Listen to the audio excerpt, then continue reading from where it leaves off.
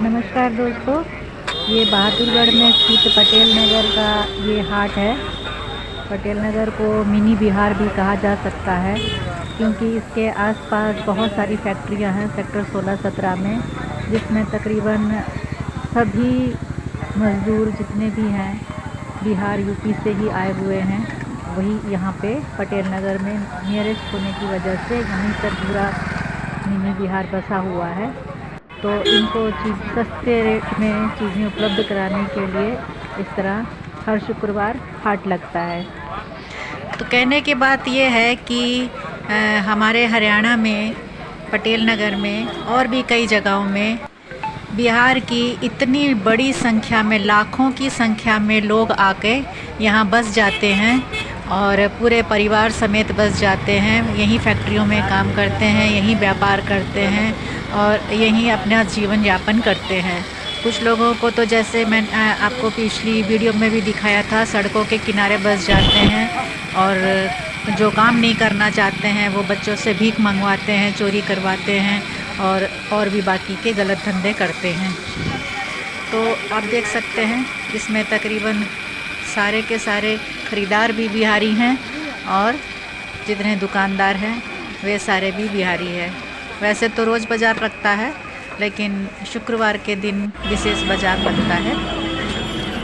तो मेरा मुद्दा ये है कि हमारी संस्था की तरफ से मैंने बिहार में एक वृद्धाश्रम के लिए अप्लाई किया था सेंट्रल गवर्नमेंट में, ओल्ड एज होम का, सीनियर सिटीजन। लेकिन वहाँ के जो प्रशासन में जो अधिकारी बैठे हुए हैं समाज कल्याण विभाग में, वहाँ तकरीबन 1.5-2 साल तक चलाने के बावजूद भी कम से कम 50-60 चक्कर हर हफ्ते अधिकारियों के दरवाज़ों पे लगाने के बावजूद भी किसी के भी कानों में जूं नहीं रेंग रही थी और कोई भी अधिकारी उस वृद्धाश्रम की जांच करके उसकी रिपोर्ट भेजने के लिए तैयार नहीं था। हमने बहुत लोगों के माध्यम से भी कोशिश की कि इसको बढ़ाया जाए, इसकी जांच करके दिल्ली रिपोर्ट भेजी जाए ताकि एक व्यवस्था मधुबनी में बन सके, तो वो वृद्धों के लिए कुछ व्यवस्था हम वहाँ पे दे पाएँ। लेकिन वहाँ के जो अधिकारी थे जांच तक करने के लिए राज़ी नहीं थे।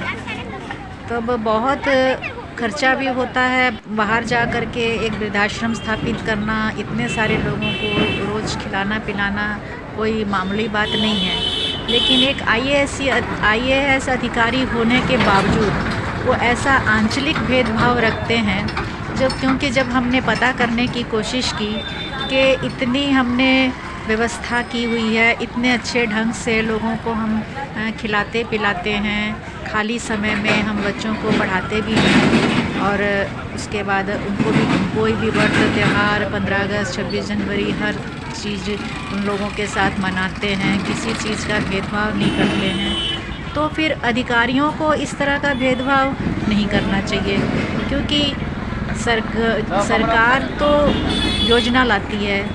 उनको इतना सोचना है कि अगर ये योजना जो लाई गई है ये भारत सरकार की योजना है, लेकिन उन्होंने एक अपना जो बयान दिया कि वो क्यों इस वृद्धाश्रम को नहीं चलने देना चाहते हैं या नहीं पास होने देना चाहते हैं, उसका बस एकमात्र रीज़न उन्होंने ये बताया कि हम हरियाणा से आए हुए लोगों को बिहार में काम करने क्यों दें।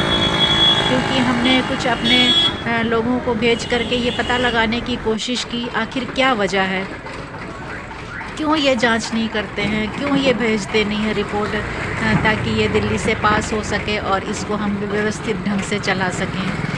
तब बाद में पता चला कि मैडम का कहना है कि हम बाहर से आए हुए लोगों को बिहार में क्यों रहने दें, बिहार में क्यों कमाने दें। तो ये सब जो चल रहा है, ये जो आपके आंखों के आगे चल रहा है, ये क्या चल रहा है? ये भी तो बिहार से आए हुए हैं, ये भी तो यहाँ कमा रहे हैं। तो ऐसी बात है तो फिर बिहार के लोगों को बिहार में ही कमाना चाहिए। वो क्यों दिल्ली, पंजाब, हरियाणा में जा कर के कमाने के लिए, ये चूड़ी बेचना, सब्जी बेचना, ये अपने बिहार में क्यों नहीं करते?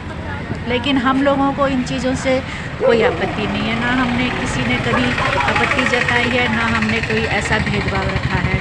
लेकिन दुख की बात है कि डीएम एडीएम ऑफिस में बैठे हुए बड़े बड़े उच्चाधिकारी ऐसा विचार, ऐसी सोच रखते हैं कि किसी के किए कराए पर 1 मिनट में पानी फेर देते हैं। इतने सालों से इतनी मतलब दूर से आकर के अगर कोई महिला इतनी मेहनत कर रही है और इतने लोगों को सेवा दे रही है, जिन माँओं को आपने सड़कों में फेंक रखा है, जिनके कीड़े पड़ चुके थे, रेंग रही थी, उन लोगों को भी ला करके हमने रखा, उनकी सेवा की, सब कुछ किया, जो मतलब अच्छे से अच्छा खाना खिलाया। सब कुछ करने के बावजूद भी जो भेदभाव वाली जो नीति बिहार सरकार के जो प्रशासन में जो अधिकारी जो बैठे हुए हैं, उन्होंने जो ये नीति अपना रखी है कि हम बाहर से आए हुए, हरियाणा से आए हुए लोगों को बिहार में क्यों काम करने दें, क्यों कमाने दें। तो फिर दोनों तरफ से बराबर होना चाहिए। तो फिर बिहार के लोगों को भी दूसरे राज्यों में जा कर के कमाने के बारे में नहीं सोचना चाहिए, उसके लिए भी बिहार में व्यवस्था होनी चाहिए। लेकिन यही बात है कि दोहरी नीति लेके चलते हैं और आंचलिकवाद को लेके चलते हैं। तो आप देख सकते हैं कि हमने वृद्धाश्रम में हर तरह की सेवाएं दी। उनको सर्दियों में चाहे कंबल बांटना हो, नित्य प्रतिदिन उनको अच्छे से अच्छा खाना खिलाना हो, बच्चों को भी खाना खिलाना, बच्चों को खाली वक्त पे पढ़ाना, हर तरह के हम लोग सुविधा वहाँ देने के बावजूद भी हम लोगों को इस तरह से तिरस्कृत किया गया और हमें सहयोग नहीं दिया गया। बहुत लंबे अरसे तक वहाँ काम करने के बावजूद भी जो वहाँ के अधिकारी थे, उन्होंने हमारी सारी मेहनत पे पानी फेर दिया। और जब जांच के अधिकारी आए हुए थे, उस वक्त भी कम से कम 20-25 आदमी भोजन कर रहे थे, कोई आराम कर रहे थे। सब तरह की व्यवस्था उन्होंने देखी, चेक की, पानी की व्यवस्था हो, खाने की व्यवस्था हो, शौच की व्यवस्था हो, हर तरह की व्यवस्था उन्होंने अपने खुद आँखों से चेक किया, देखा। उसके बावजूद भी उसको रिजेक्ट कर दिया गया। तो किसी की इतनी बड़ी मेहनत पे किस तरह पानी फेरा जाता है, ये कोई बिहार के प्रशासन में बैठे हुए अधिकारियों से सीखे। इतना वो खुद कुछ नहीं कर सकते हैं, लेकिन जो कर रहा है उसको वैल्यू भी नहीं करते हैं और उसको इस तरह से नज़रअंदाज कर दिया जाता है और ठुकरा दिया जाता है और पूरी मेहनत पे पानी फेरते हुए पूरे प्रोजेक्ट को रिजेक्ट कर दिया जाता है।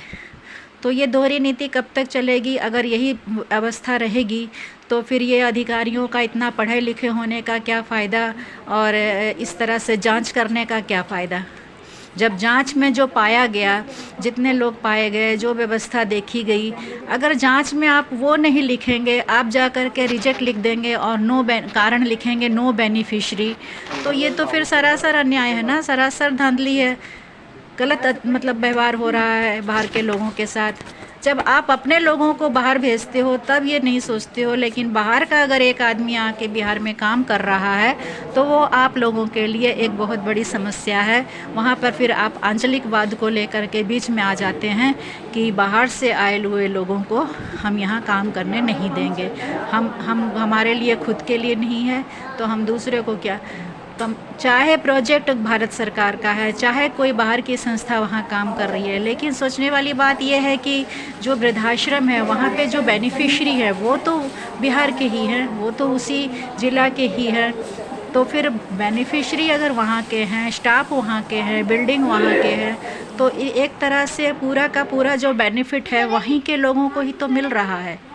तो फिर ऐसा सोचना कि बाहर के लोगों को हम काम करने नहीं देंगे, ये एक बहुत ही छोटी सोच को दर्शाता है और उनके पढ़े लिखे होने का कोई मतलब नहीं है। इससे ये पता चलता है कि घूसखोरी और इस तरह का जो व्यवहार है बिहार में सर चढ़ के बोलता है और अच्छे कर्म को बिल्कुल भी नहीं अपनाया जाता है, उन्हें सिरे से नकार दिया जाता है और सारी मेहनत पे पानी फेर दिया जाता है।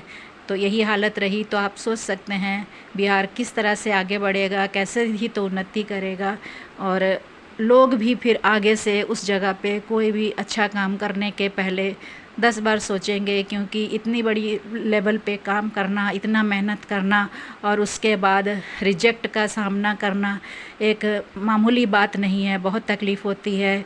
तो इस पे ज़रा सा ध्यान देना चाहिए और आंचलिकवाद को दूर करना चाहिए। धन्यवाद।